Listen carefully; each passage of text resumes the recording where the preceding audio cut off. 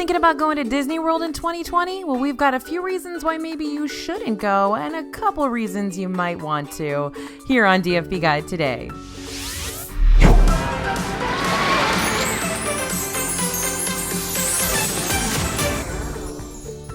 Hey everybody, it's AJ for Disney Food Blog, and we are going to talk about 2020. So we talk a lot here on DFB about 2021, which is when all those new rides are going to open, celebrations all over the place for Disney World's 50th anniversary. It's what all of this has been leading up to, all of this construction and all of these reroutes of the roads and everything. So anyway, if you are thinking about taking your trip to Disney World in 2020 instead of 2021, we've got some pros and cons for you. But there are definitely some pros, so stick around to hear the reasons why you may actually want to go in 2020 instead of waiting for 2021. Here we go. Few reasons why maybe you want to consider waiting on this trip. First off, all the construction and closures. So we just did a video recently where we talked about a lot of transformations that are happening in Disney World because of the 50th anniversary and several other rides and attractions that are being added.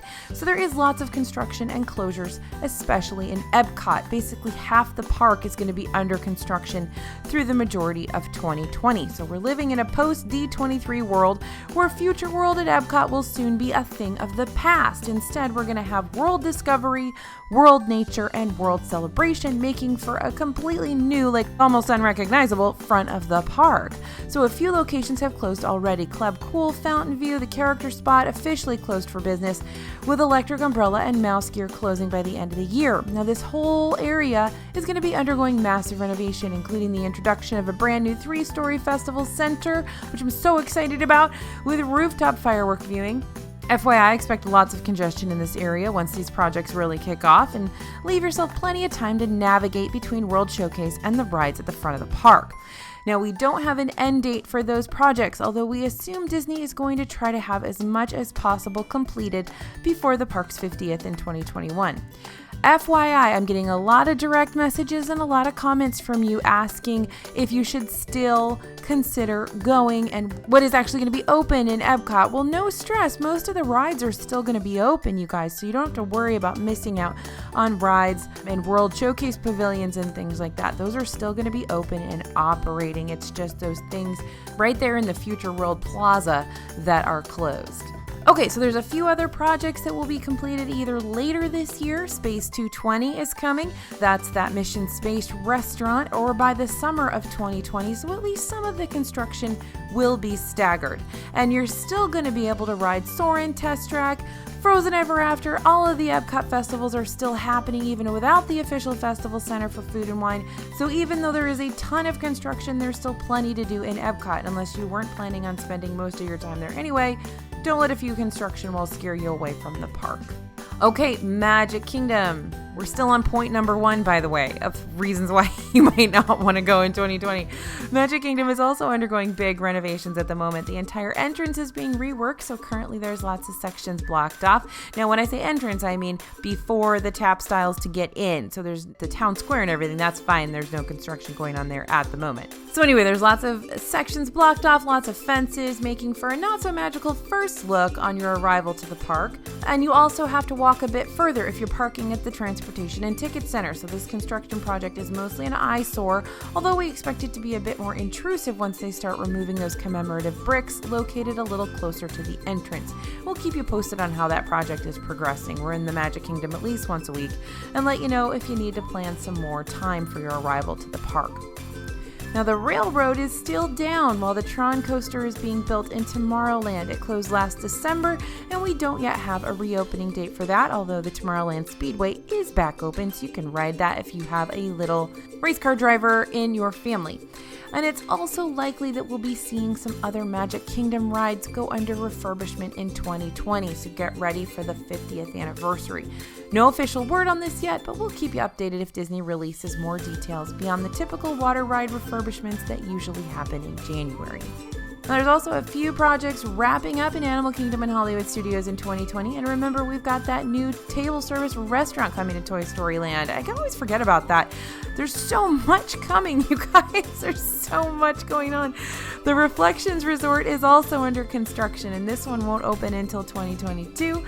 It's pretty out of the way over there on Bay Lake, but you also have the Galactic Star Cruiser. I always want to say Battlestar Galactica. Totally not the same thing.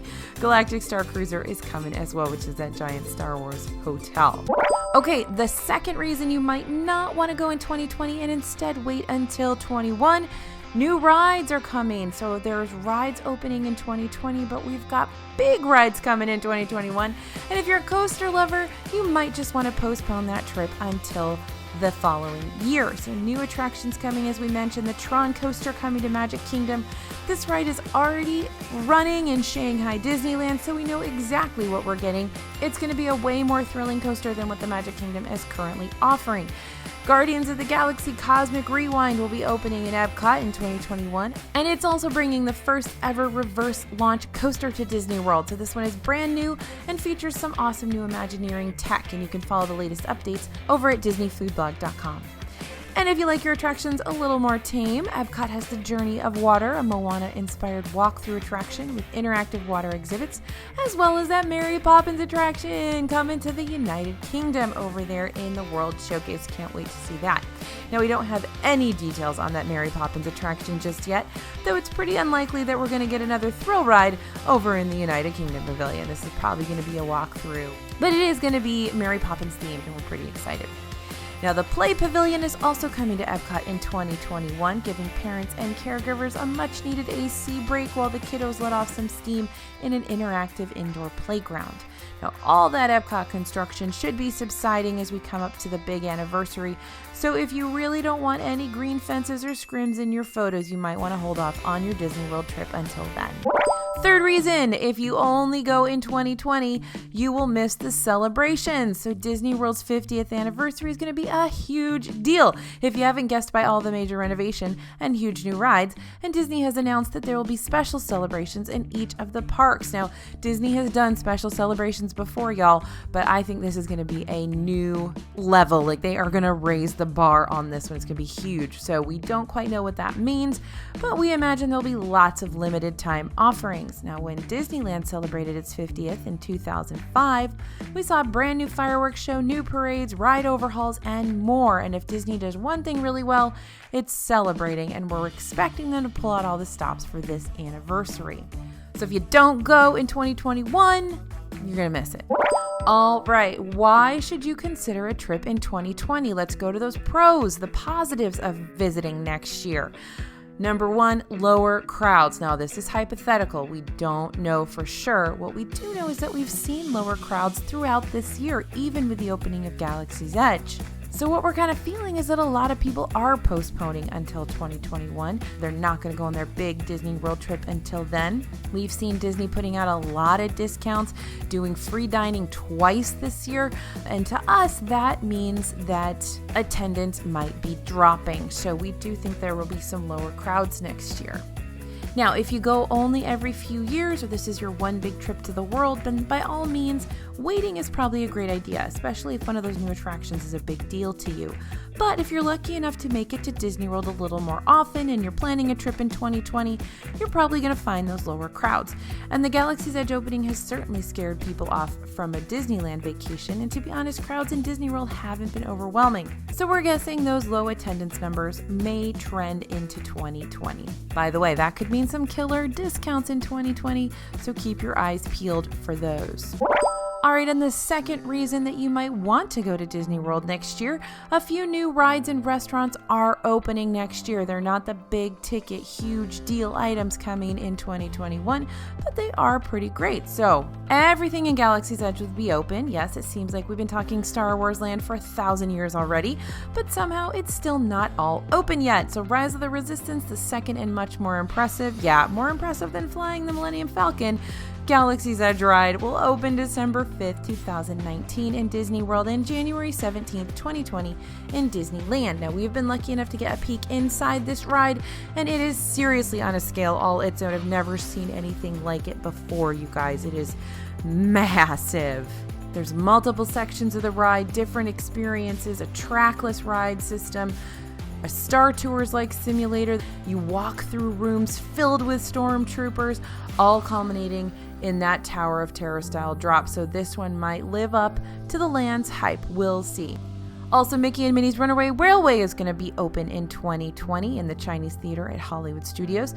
Back over in Epcot, Remy's Ratatouille Adventure is bringing that trackless ride tech to the France Pavilion, and the Crêperie will also be coming to the France Pavilion with both quick service and table service options. That Regal Eagle Barbecue Smokehouse and Craft Beer Restaurant is set to open in the American Adventure Pavilion by the end of 2019. There's also going to be new shows around Epcot. Awesome Planet, Beauty and the Beast, new China and Canada films will all be debuting January 2020. And the end of Illuminations is fast approaching, and 2020 will have not one but two new shows in Epcot. Epcot Forever will be there for a limited time, and then Harmonious will take over as the more permanent fixture of the park.